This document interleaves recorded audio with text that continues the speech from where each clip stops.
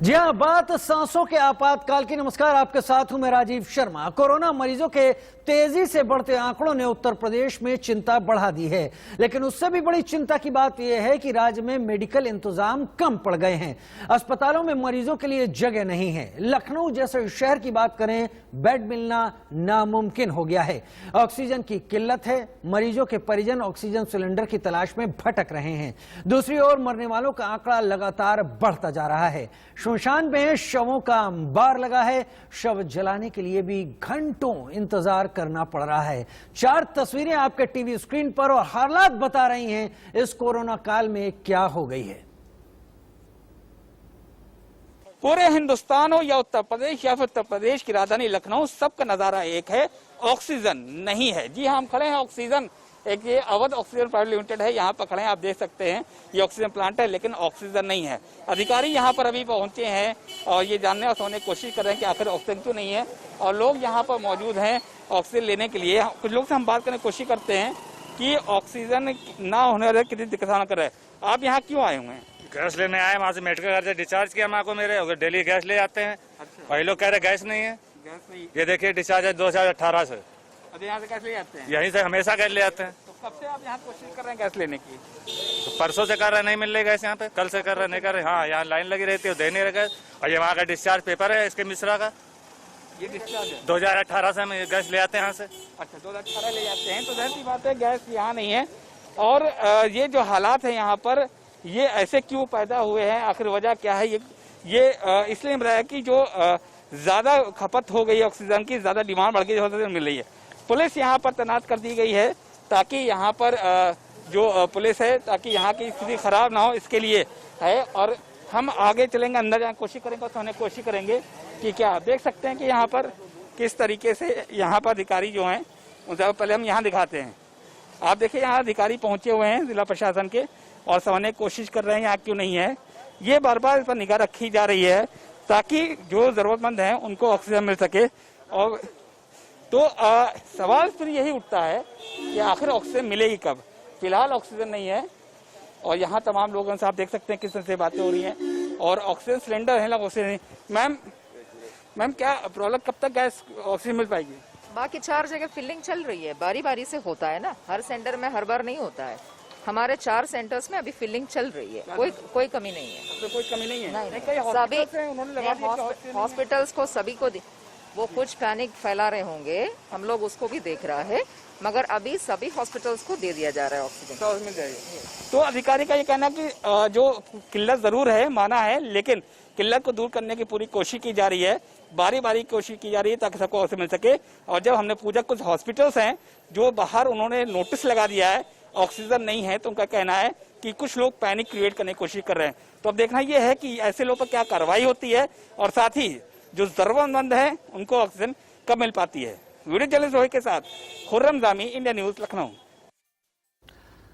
Corona ने उत्तर प्रदेश के स्वास्थ्य सिस्टम की पोल खोल कर रख दी है। ये तो पूरे देश में स्वास्थ्य सिस्टम की क्या हालत है, कोरोना के चलते सबको समझ में आ गया है, लेकिन कोरोना ने उत्तर प्रदेश की जो सिस्टम है उसकी पोल खोल के रख दी है। जो हालात हैं वो आपको समझ में आ रहे होंगे इस पूरे दौरान, और उसके चलते हर कहीं लोग परेशान हैं।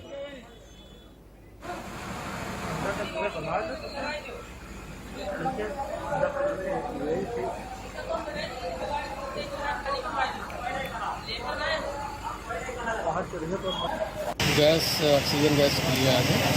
पेशेंट जो है कोविड-19 में है पॉजिटिव, तो उनको ऑक्सीजन की कमी हो रही है, तो उसी के लिए आए थे खाली सिलेंडर लेके भरवाने के लिए। तो इनका ये कहना है कि सीएमओ का लेटर लेके आइए, या कि डीएम का आदेश वहाँ से लिखवा के ले जाइए, मिलेगा सिलेंडर आपको। यहाँ बता रहे हैं डीएम साहब से आदेश लाओ तो दें। पेशेंट को ऑक्सीजन की कमी है, तो हम आए हैं वहाँ से, तो यहाँ अधिकारी लोग बता रहे हैं कि वहाँ से डीएम साहब का आदेश लेके आओ या सीएमओ साहब का आदेश लाओ तो देंगे। एक तरफ मरीजों के लिए ऑक्सीजन नहीं मिल रही तो वहीं कुछ लोग उसकी कालाबाजारी कर मोटी रकम कमाने में भी लगे हुए हैं। कानपुर में ऑक्सीजन सिलेंडर की कालाबाजारी की सूचना पर पुलिस ने छापेमारी की और मौके से एक व्यक्ति को गिरफ्तार किया। करीब 50 भरे और 25 खाली ऑक्सीजन सिलेंडर भी बरामद किए हैं। ये कोरोना तमाम चीजों की पहचान करा रहा है, उन लोगों की भी जिनके लिए इंसानी जानें, जिनके लिए एक दूसरे का स्वास्थ्य कहीं कम मायने रखता है, पैसा कहीं ज्यादा मायने रखता है। मार्फत से जानकारी हुई आपको? जानकारी हमें जब मिली थी उसके बाद ले गए हैं और कितनी बरामदगी की है? देखिए, ये थाना रायपुरवा क्षेत्र है कानपुर का, जहाँ पे एक समा ट्रेडिंग कंपनी है जो मूलतः एक कबाड़ का और लोहे का काम करते हैं। इनके यहाँ पे हमें सूचना मिली थी। सूचना पर यहाँ पे दबिश दी गई, जिसमें 50 हमें ऑक्सीजन के भरे सिलेंडर मिले हैं और करीब 20-25 के आसपास खाली सिलेंडर मिले हैं। इन प्रत्येक सिलेंडर की जो क्षमता है वो 7 क्यूबिक मीटर है और इसमें एक गोपनीय तरीके से ये भी पता कराया गया कि ये कितने में सप्लाई करते हैं। तो जिसकी कीमत 5 से 6 हज़ार होनी चाहिए, उसको ये 16,000 रुपये के बिल पे सप्लाई कर रहे थे। इसमें इनके सामान को हमने अपने कब्जे में ले लिया है, जो सिलेंडर्स थे, और इन पे उचित धाराओं में मुकदमा लिख के कार्रवाई की जाएगी।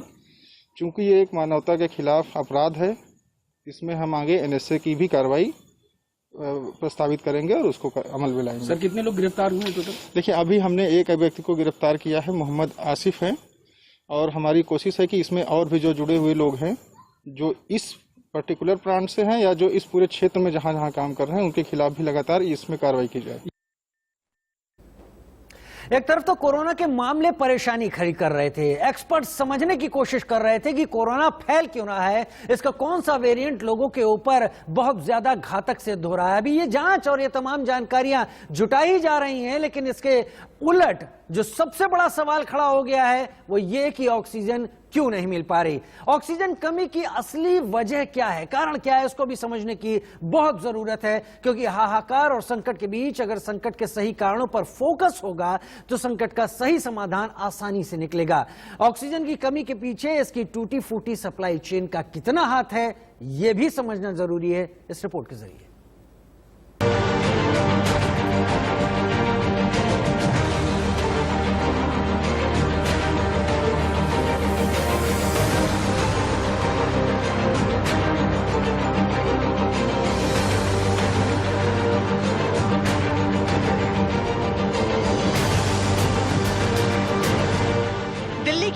ऑक्सीजन सप्लायर की दुकान के बाहर सैकड़ों लोगों की लाइन लगी है। भीड़ बेचैन है, किसी को अपने अस्पताल के लिए, किसी को घर में मरीज के लिए ऑक्सीजन चाहिए, लेकिन सांसें उधार भी नहीं मिल पा रही। निजी अस्पतालों से कोरोना पेशेंट्स को भर्ती करने को तो कह दिया गया, लेकिन गंभीर रूप से पीड़ितों के लिए ऑक्सीजन जुटाने इन्हें दर-दर भटकना पड़ रहा है। सरकार ने अस्पतालों में ऑक्सीजन सप्लाई बढ़ाने के लिए उद्योगों को ऑक्सीजन देने पर रोक लगा दी है। इसके तहत अब केवल 9 जरूरी इंडस्ट्री को ही ऑक्सीजन सप्लाई जारी है। Reliance, Tata Steel, SAIL, Jindal Steel ने कोविड के लिए ऑक्सीजन की सप्लाई शुरू कर दी है। सहकारी समितियां इफको ऑक्सीजन के प्लांट लगा रही है, जहां से अस्पतालों को मुफ्त ऑक्सीजन की सप्लाई हो। साथ ही जरूरतों को पूरा करने के लिए 50,000 मीट्रिक टन मेडिकल ऑक्सीजन के आयात का फैसला किया गया है। आपको ये भी समझाते हैं कि मांग में कितनी बढ़ोतरी हुई है। कोरोना के पहले लिक्विड ऑक्सीजन यानी LMO की मांग औसतन 700 मीट्रिक टन प्रतिदिन थी। कोरोना की पहली लहर में ये मांग 2800 मीट्रिक टन प्रतिदिन हो गई और दूसरी लहर में ये 5000 मीट्रिक टन तक पहुंच चुकी है। लेकिन अब हम आपको ये भी समझा दें कि पूरी क्षमता पर भारत का रोजाना का उत्पादन उसकी सप्लाई से कहीं अधिक है। 12 अप्रैल के आंकड़ों के अनुसार देश में रोजाना की उत्पादन क्षमता 7,287 मीट्रिक टन और रोज की खपत 3,842 मीट्रिक टन है। मांग 5,000 मीट्रिक टन पहुंचने के बावजूद डिमांड उत्पादन क्षमता से कम है। फिर समस्या कहां है? देश में मेडिकल और इंडस्ट्रियल ऑक्सीजन का मौजूदा स्टॉक 50,000 मीट्रिक टन है। इंडस्ट्रियल ऑक्सीजन मेडिकल ग्रेड में परिवर्तित करने के लिए इसे 93% तक प्यूरिफाइड करना होता है। दरअसल दिक्कत है ऑक्सीजन को निर्धारित अस्पतालों तक पहुंचाने की। कुल मिलाकर 3 समस्या है। लिक्विड ऑक्सीजन को ट्रांसपोर्ट करने के लिए उतनी संख्या में क्रायोजीन टैंकर नहीं है। संक्रमण का पैमाना बड़ा है और एक साथ कई अस्पतालों में कमी हो रही है। सिलेंडर और साथ में लगने वाले उपकरणों की भी किल्लत है। निष्ठा श्रीवास्तव के साथ Laxman Rawal, bureau report, India News. तो इस रिपोर्ट से एक बड़ी बात आपको समझ में आई होगी और वो ये कि देश में ऑक्सीजन का उत्पादन उसकी मांग से कहीं ज्यादा होता है। समस्याएं कहां हैं, परेशानियां कहां हैं, शायद उन्हें सुलझाए जाने की ज्यादा जरूरत है। इस बीच बड़ी खबर ये कि दिल्ली के उप मुख्यमंत्री मनीष सिसोदिया ने केंद्रीय स्वास्थ्य मंत्री डॉक्टर हर्षवर्धन को चिट्ठी लिखी। दिल्ली के 6 अस्पतालों में ऑक्सीजन खत्म हो गई है। सरोज अस्पताल, शांति मुकुंद अस्पताल में ऑक्सीजन खत्म, Tirath Ram, UK nursing home में ऑक्सीजन खत्म, मराठी और सेंटम अस्पताल में ऑक्सीजन खत्म हो गई है। ओखला के होली फैमिली अस्पताल में 2.5 घंटे की ऑक्सीजन। यूपी हरियाणा के अफसर रोक रहे हैं टैंकर। मनीष सिसोदिया दिल्ली के उप मुख्यमंत्री आरोप लगाते हुए कुछ राज्यों जंगल राज के हालात बना दिए गए। मनीष सिसोदिया का आरोप, दिल्ली का कोटा दिलाए केंद्र सरकार। मनीष सिसोदिया ने मांग की है।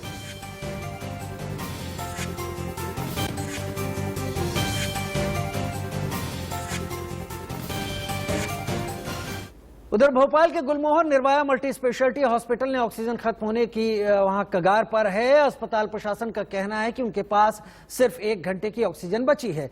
अस्पताल में मरीज भर्ती हैं। अस्पताल प्रशासन मरीजों को शिफ्ट करने की कोशिश में है। सर ऑक्सीजन की व्यवस्था बिल्कुल नहीं हो पा रही। 3 दिन से हम बहुत परेशान हो रहे हैं। कहाँ जहाँ भेज रहे गाड़ी, मंडी नहीं भेजते, 2 सिलेंडर मिलते हैं, आइनॉक्स भेजते, कभी 5-5, 6-6 मतलब 10-10 घंटे वेटिंग चल रही है बच्चों की। और ऐसा नहीं, मेरी 3 गाड़ियाँ लगी, किसी गाड़ी में 4 सिलेंडर भेजती हूँ, भर के 1 सिलेंडर आता है। सर हम अटेंडरों से बात कर रहे हैं कि आपको यदि कहीं व्यवस्था मिलती है तो आप हायर सेंटर रेफर करा लीजिए। मेरे पास सिलेंडर ही नहीं होगा तो मैं उनको कैसे दूंगी? मैं पेशेंट की जान से तो नहीं खेल सकती हूँ ना। मध्य प्रदेश के सीहोर के जिला अस्पताल में बेड फुल हो चुके हैं। अस्पताल में ऑक्सीजन की भी कमी है। अस्पताल प्रशासन ने बताया कि अस्पताल में कल ही बेड भर गए थे और अब ऑक्सीजन की किल्लत हो रही है। लगातार मरीजों को भर्ती कर रहे हैं कोविड को, और हमने बहुत गुणवत्तापूर्ण सेवाएं दी है, लेकिन निश्चित रूप से कल रात से पूरे बेड फुल हो गए। हमने मेडिकल वार्ड में भी कोविड के मरीज भर्ती किए हैं, लेकिन अब बेड फुल हैं, अब हम भर्ती नहीं कर पाएंगे। लगातार मरीजों को भर्ती कर रहे हैं। राजस्थान में कोरोना विकराल रूप लेकर बढ़ता जा रहा है और ऐसे में जिला अस्पतालों में दम तोड़ती व्यवस्थाएं नजर आने लगी हैं। जालौर के सरकारी अस्पताल में महिला को 4 घंटे तक बेड नहीं मिला। कोरोना पॉजिटिव महिला सरकारी अस्पताल के बाहर फर्श पर ही लेटी रही। इंतजार लंबा है। स्वास्थ्य सुविधाएं अगर हैं तो कहां हैं, क्यों नहीं वक्त पर, समय पर सामने दिखाई पड़ रही? ये सवाल देश से आ रही तमाम तस्वीरें दिखाती हैं। कोई ये नहीं है, स्टाफ नहीं है। रात को 1:30 बजे को आए थे डॉक्टर वगैरह, नर्सेस। बाकी जो ऑक्सीजन का है वो लगभग 90% में ही देख रहा हूँ। ऑक्सीजन ऑपरेट करना, पानी डालना, मैक्सिमम मिनिमम पानी कितना रहना है, बंद है तो कंप्लेंट करना है, दूसरा कोई नहीं है। सब भगवान के भरोसे चल रहा है। नहीं आए थे, सुबह में आए थे, 1-2 बार आए थे, डॉक्टर आए थे, एक राउंड कटा था, फिर 1:30 बजे को नहीं ज़्यादातर नहीं। एक स्टॉप क्या करेगा पूरा? एक वार्ड में एक स्टॉप है, वो बोलता है ड्यूटी पे कोई नहीं है। इससे सब भगवान के भरोसे चल रहा है अभी। और राजस्थान से रुख हरियाणा का, जहां के जींद के सरकारी अस्पताल में 1700 से ज्यादा वैक्सीन चोरी हो गई। चोरों ने पीपीसी सेंटर के गेट के ताले तोड़कर इस चोरी की वारदात को अंजाम दिया। इस घटना के बाद स्वास्थ्य विभाग में हड़कंप मच गया है। बड़ी बात यह है कि यहीं पर कैश भी रखा हुआ था, लेकिन चोरों ने उस कैश को हाथ तक नहीं लगाया। ऐसा मुझे सुबह पता लगा पीपीसी में, जो हमारे हेल्थ इंस्पेक्टर रामवीर वर्मा जी ने मुझे सूचना दी है अभी, किसी इस तरह हमारी पीपीसी की वैक्सीन चोरी हो गई है।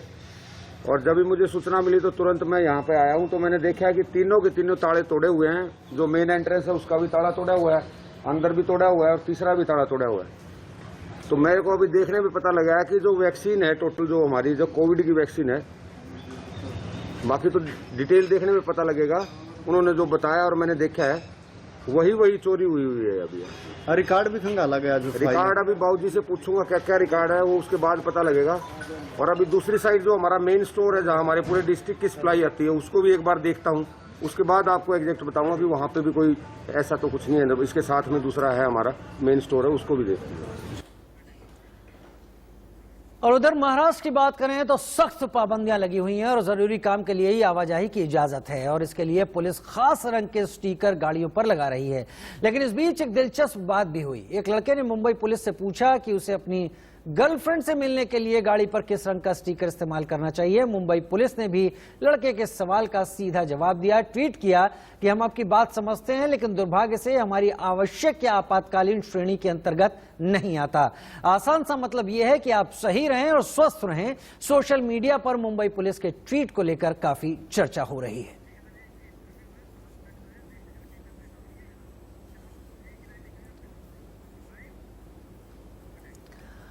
और कोरोना के इस दौर में तमाम लोग जो स्वस्थ हैं, जो घरों में हैं या जिन्हें छोटे मोटे सिम्टम्स भी हैं, वो अक्सर परेशान हो जाते हैं और इस डर में, इस दहशत में लोग अपना नुकसान भी कर बैठते हैं। लेकिन हमारे साथ एक चिकित्सा विशेषज्ञ अब आपके सामने आने वाले हैं, डॉक्टर अनिल, और वो आपको बताएंगे कि आप घर बैठे बिना पैनिक लिए, बिना किसी डर के अपना इलाज खुद कैसे कर सकें। क्यों बाहर आकर भीड़ आप ना बढ़ाएं, घर में ही रहें, घर में ज्यादा बेहतर रहेंगे। डॉक्टर अनिल के जरिए जानिए ये तमाम राज।